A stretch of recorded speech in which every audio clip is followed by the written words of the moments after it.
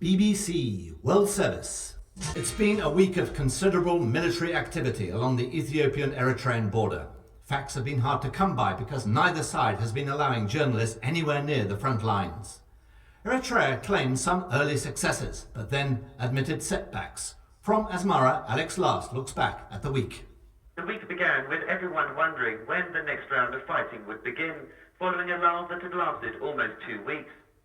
They didn't have to wait long.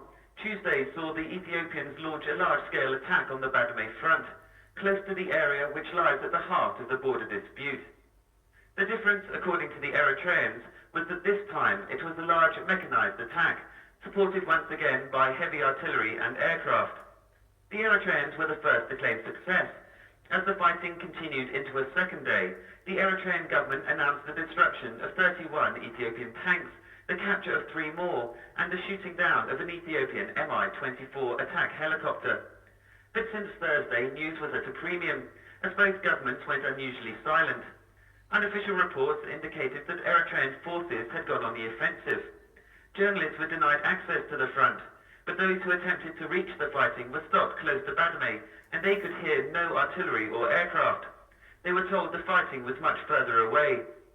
Planes from Asmara flew round the clock, but there have been no reports from either side of Eritrean Air Force participation. Diplomatic efforts seem to be going nowhere. A European Union delegation visited Asmara just days before the fighting started. Failing in the mission to secure a ceasefire, they left, denying their trip was a waste of time. The OAU was the next effort to be expected, but so far there has been no definite date as to their arrival in Asmara. Hopes of their achieving anything are considered very limited. This is because the fighting continued to rage throughout the week, Eritrean officials describing it as the fiercest of the war. On Friday, the Eritrean government broke with all tradition and inexplicably announced that massed wave attacks by Ethiopian forces had achieved a breakthrough. The news sent most Asmarans into a state of bewildered fear. The situation remains fluid, said the Eritrean government. People here hope that the announcement was just a ruse, or that at least an update would quickly follow, claiming Eritrean success. Alex Last. So that's the view from Eritrea. I asked our Addis Ababa correspondent Richard Lee how things were being seen there. Well, the Ethiopian authorities have remained remarkably tight-lipped all week until yesterday, when a statement from the official government spokesperson's office gave out a few details.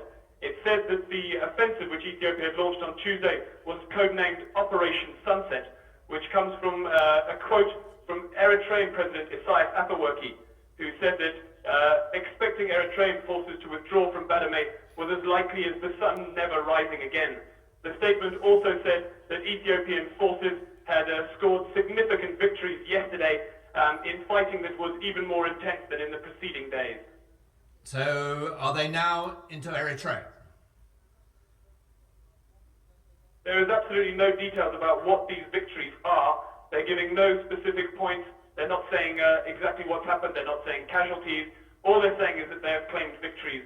What diplomats here are saying, though, diplomatic sources, is that the Ethiopians have broken through the Eritrean lines and are now reinforcing positions in the disputed Badame region.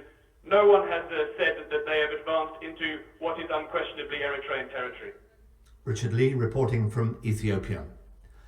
There has been concern for some time now in Niger about the whereabouts of a group of returned refugees. Sent back from Nigeria, where they had been taking refuge from rebellions in Niger, they simply disappeared.